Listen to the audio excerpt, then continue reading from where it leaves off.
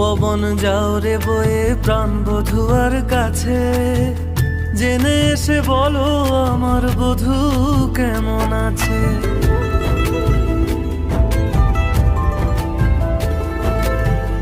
আজও কিসে বাঁকা ঠোঁটে লেগেই থাকে হাসি, আজও কিসে আমার নামে বাজায় মোহন বাঁশি। এ কৃষ্ণ কলঙ্কিনী আজও বসে সে, যেন সে আসবে কতক্ষণ।